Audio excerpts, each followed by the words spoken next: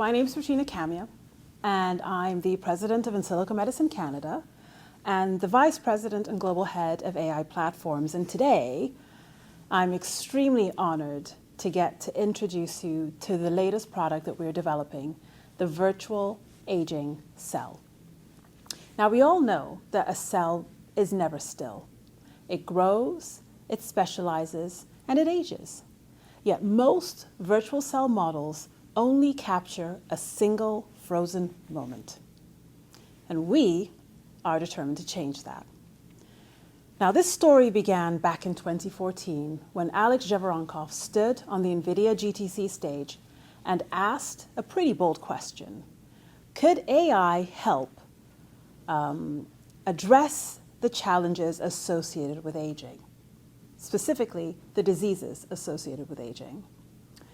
Now, to turn that vision and that question into something practical, we teamed up with stem cell pioneers Biotime on the development of embryonic AI, where the goal there was to teach neural networks to read the age of a cell and find which switches or genes were responsible for moving a cell along its path as it aged.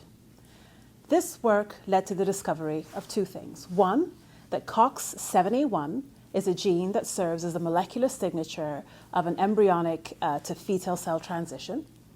And it was our very first AI-discovered and experimentally validated target that served as an early proof of concept, at least to us, that AI could be used to find molecular switches or genes linked to cell fate, aging.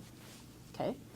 Next came our PreciousGPT series of foundation models, which were purpose-built to speak the language of aging and age-associated diseases.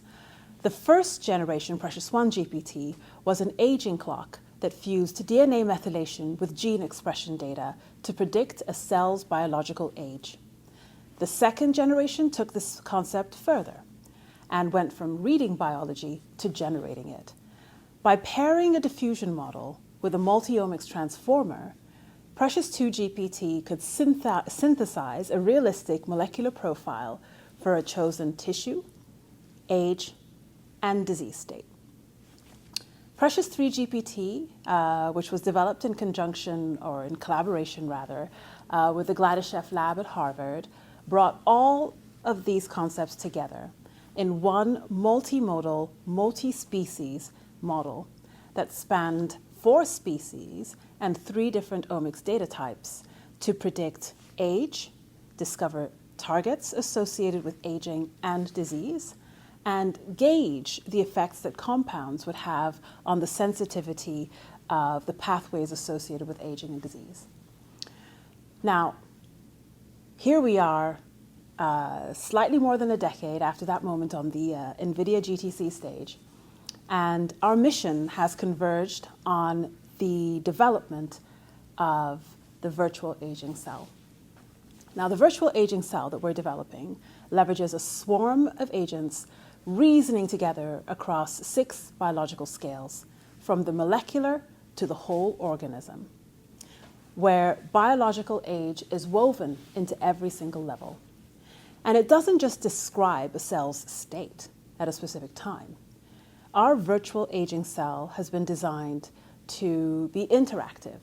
So you can ask it how a drug, a gene knockout, or a stimulus could reverse or reshape a cell's fate. It's a shift from a snapshot to a living dynamic system. A virtual cell that doesn't only model what happened in the past, but also has the ability to predict what happens to a cell on many different levels over time. Now, this is an early preview, and we obviously want to continue the conversation. One stage where we are going to be continuing the conversation is the ARDD conference. This year it takes place in Boston, where we have our headquarters. And we would love to see you there, so please use the link shown below to join us. Yeah, 2 more things. One, I think it's very exciting that the cell is something that we are able to question today. And I'm very, very excited that we're leveraging this possibility through the development of the virtual aging cell. And don't go away, because my colleague Fedor is going to give you a sneak peek into what our virtual aging cell looks like. So stay tuned. Hello everyone, my name is Fede Galkin and today I'm excited to tell you all about our latest development called Virtual Aging Cell. Virtual Aging Cell is the newest addition to our lineup of AI models which we use to study human aging and longevity as well as to develop new anti-aging therapeutics. We started long ago by developing deep learning aging clocks based on blood clinical profiles, based on epigenetics, and then progressed to releasing not so long ago a lineup of 3 models called Precious 1, 2, and 3 GPT, in which we put together multi-omics profiles. I'm talking millions of them, millions of methylation, transcriptomics, and proteomics profiles to train a GPT-style transformer to help us gain insights about how living systems evolve, how aging happens in model organisms, in human tissues, cells, and in humans in general. And today we are releasing Virtual Aging Cell, which is an amalgamation of different models and agents which we use internally in our research process to develop new drugs, and we have packed it all together into a convenient, user-friendly interface which allows you to observe the passage of time and other factors affecting our lives from the highest organismal level of organization through organs, tissues, cells, and down to the very basic molecular processes which form the phenomenon of aging. So today I wanted to show you what I'm talking about, so without further ado, let's get straight to it. So here it is, the Virtual Aging Cell.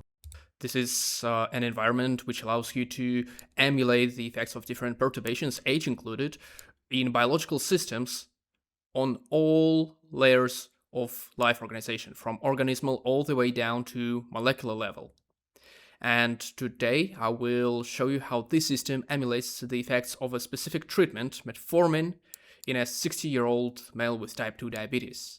Let's take a look. So here our agents present their output. You can see how the mitochondrion in a treated patient is different to the untreated one.